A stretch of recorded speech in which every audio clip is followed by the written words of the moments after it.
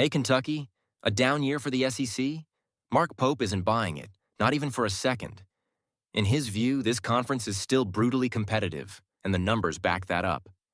The advanced metrics remain elite, the margins are thin, and the nightly grind hasn't eased at all. So how exactly are the Wildcats supposed to navigate this landscape? The conversation about a weaker SEC in college basketball didn't come out of nowhere.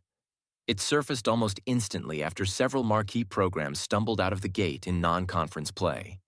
For Kentucky, that narrative only intensified after a rough opening stretch that included back-to-back losses against quality opponents. Before we get into the details, make sure you're subscribed to the channel and have notifications turned on. Unfortunately, 99% of our viewers aren't subscribed, which makes YouTube think we're not relevant. If you want to stay informed as things unfold, this is the place to do it. And as always, if you support this kind of coverage, hitting the like button helps more than you might think. Now, in a different era, that kind of start might feel like a flashing warning sign. In this moment, though, Mark Pope sees something else entirely. His outlook isn't rooted in blind optimism or early season coach speak, but in a broader reading of context, history, and trends. And inevitably, that brings us back to last season, a comparison that's impossible to avoid. A year ago, the SEC put together one of the most dominant conference seasons the sport has ever seen. 14 of the league's 16 teams reached the NCAA tournament. Records fell in the Sweet 16. 2 programs made the Final Four, and Florida ultimately delivered a national championship with authority. That season created a powerful ripple effect, where simply surviving the SEC schedule carried real resume value. Even teams with uneven stretches benefited from the league's collective strength. Kentucky understood that dynamic better than most, facing an overwhelming number of Quadrant 1 games and still entering Selection Sunday positioned to matter. This year, the picture looks different on the surface.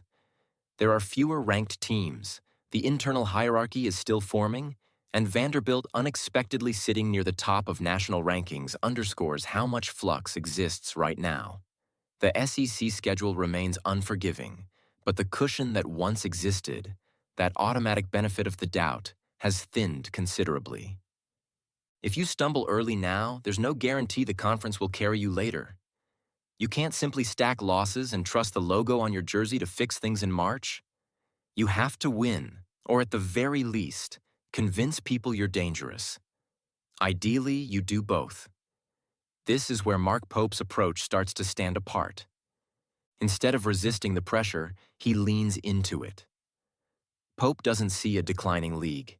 He sees one that demands precision. Dig deeper into the data and the story holds up. Efficiency metrics are still strong, competitive balance is still extreme, and more than anything, the SEC remains ruthless toward complacency. One bad stretch, one unfocused night, and you're exposed. There are no automatic wins here, no easy road trips, no games you circle as breathers. Every possession matters, and Pope talks about the conference with the clarity of someone who's already been tested by it. His first season wasn't eased in gently. It was a full immersion into one of the harshest environments in college basketball. There were signature wins that validated the direction of the program, often earned in hostile arenas against teams that all looked different stylistically. And there were losses, some painful and repetitive, that revealed flaws and sped up the learning curve. That experience didn't disappear. It settled in. It became a base layer. When Pope looks across the conference now at programs like Auburn, Florida, Alabama, and the usual heavyweights, he's not just evaluating talent, he's identifying structure and identity. Each of these teams carries a recognizable DNA, a way of playing that survives roster turnover and portal chaos. Understanding those identities, anticipating the physicality, the tempo, and the emotional swings of SEC road games, becomes a genuine edge in year 2. That's why, internally, Kentucky still views itself as capable of going deep. Yes, the opening stretch was rough. There's no reframing that. But seasons aren't decided in November or December, especially in a league that often sorts itself out over time. From Pope's perspective, the SEC may have started unevenly, but it's nowhere near fragile. He believes the league can still send close to 10 teams to the NCAA tournament, with several others hovering on the bubble as March approaches. And within that environment, Kentucky's goal isn't survival. It's control. It's about asserting itself, building consistency, and replacing volatility with confidence. Pope's belief doesn't sound performative. It sounds earned. He understands the stages, the matchups, and the traps that come with them. He knows the margin for error is slim and that reputation alone won't save you. If the SEC doesn't shine collectively the way it did last season, that doesn't make it softer. It just makes it more honest, more revealing, and in some ways, more dangerous. Now shifting gears, because while basketball dominates the conversation, the same underlying theme of program building is playing out elsewhere in Lexington. In the constantly moving world of college football, where timelines blur and momentum changes fast, few moments capture ambition quite like this one. DeAndre Moore Jr., the wide receiver who developed under the SEC spotlight at Texas, recently walked into the Joe Kraft Training Center. That visit came on the very first day of an aggressive recruiting push led by Will Stein and his new staff, symbolizing the start of a new chapter for Kentucky football. Moore's name already carries weight nationally. A former top 150 recruit out of Southern California, his pedigree was evident long before he committed to Louisville and later transferred to one of the sport's premier programs in Texas. At Texas, Moore didn't get lost in the shuffle. Under Steve Sarkisian, one of the most respected offensive minds in the game, he became a steady, trusted option. Over 3 seasons, he showed growth, reliability, and adaptability, proving he was more than just upside. He was production. In 35 career games with 16 starts, Moore displayed the kind of versatility modern offenses crave.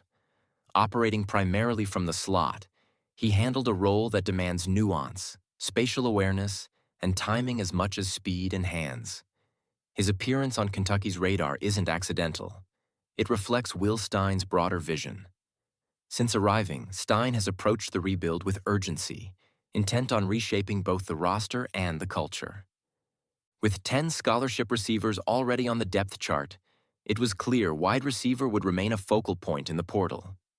And Stein's reputation centers on identifying players who are ready to take the next step. Moore's SEC experience, combined with his upward trajectory, makes him a natural fit for that philosophy. The larger context makes this even more meaningful. Kentucky has long lived on the fringes of SEC football relevance, but that's the narrative Stein is trying to dismantle. His goal isn't just competitiveness, it's credibility.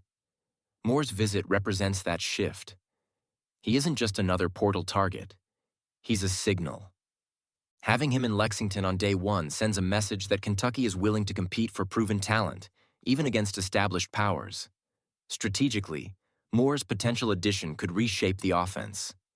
With his experience against elite defenses, he offers flexibility, reliability, and schematic freedom. Stein's adaptable system thrives on players who can stress coverage, create space, and execute with precision, and Moore checks all of those boxes. But beyond formations and stat lines, this is about direction. Kentucky is at a crossroads, trying to cement itself as a legitimate force within the SEC. Players like DeAndre Moore Jr. embody that ambition. They're not just contributors, they're symbols of a cultural reset. For Will Stein, inheriting a demanding rebuild, adding a player with Moore's background could accelerate the process. His visit underscores a simple truth about college sports. Every move matters. Every recruitment, every pitch, every calculated risk contributes to the larger picture. The message from Stein and his staff is unmistakable. Kentucky isn't here to fill space on the schedule. It's here to compete with intent. And if DeAndre Moore Jr. ultimately chooses the blue and white, it could mark another meaningful step toward a future that's starting to look far more ambitious than many expected. If you've got thoughts on where Kentucky is headed, drop them in the comments. And don't forget to like the video if you enjoy this kind of deep dive analysis.